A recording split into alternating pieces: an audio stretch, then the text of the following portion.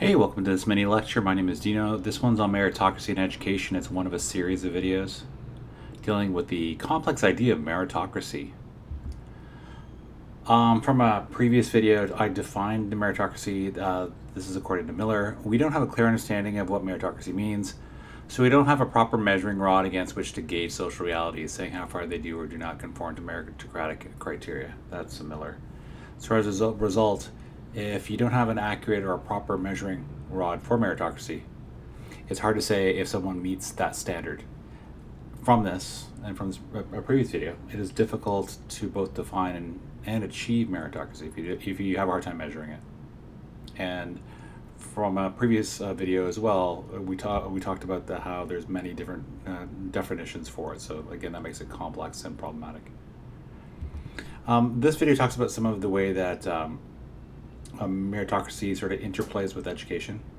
One is the idea of multiple intelligences. That's by the great Howard Gardner.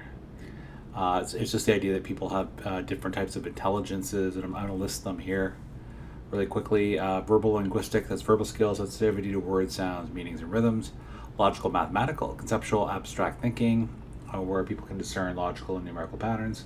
Spatial visual, that's where people can visualize accurately and abstractly.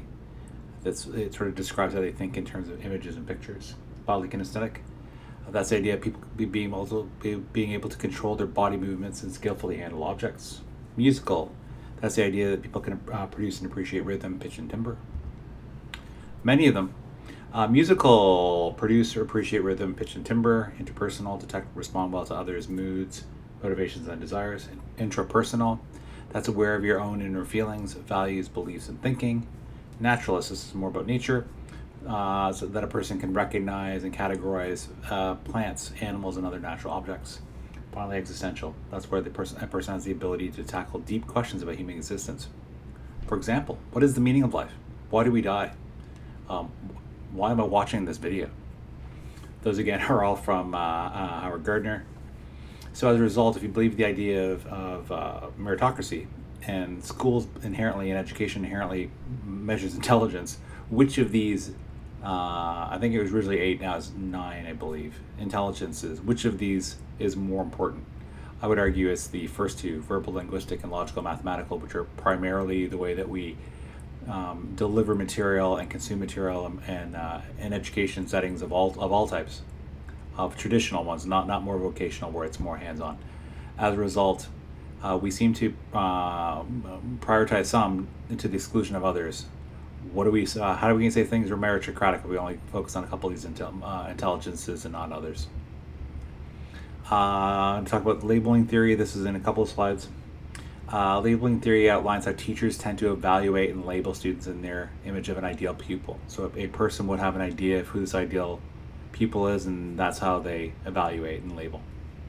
From this, teachers often perceive middle-class students as closer to ideal and working-class students, as opposed to working-class students who they believe are further, regardless of their actual ability. So it's more this perception of what an ideal pupil is, and that kind of makes things more complex.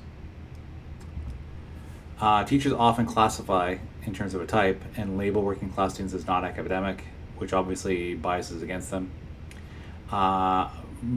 What was previously said in the previous slide, this goes into more detail.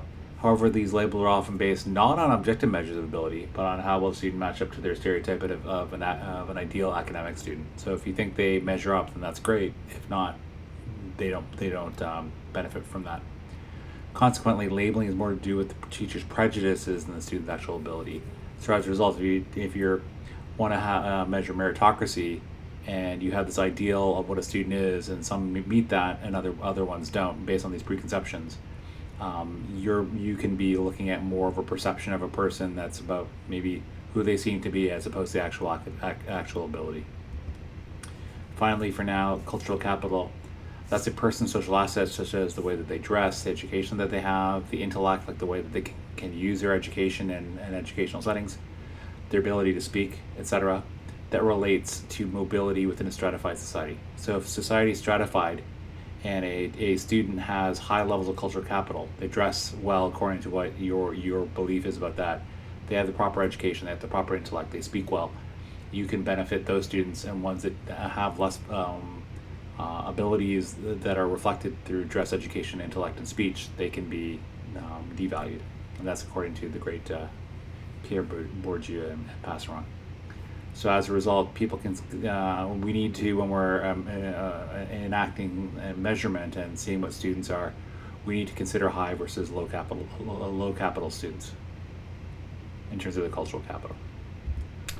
That was Meritocracy in Education. What do you think about meritocracy in education? Is it something that we try to adhere to? How do we deal with things like multiple intelligences?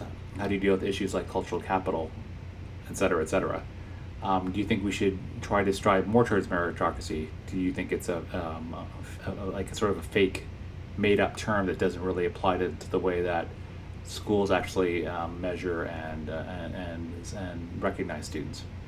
Please feel free to comment about any of those issues or anything else you have to think of. Please feel free to like this video, and please feel free to subscribe if you want to see similar content. Thanks for watching. Take care.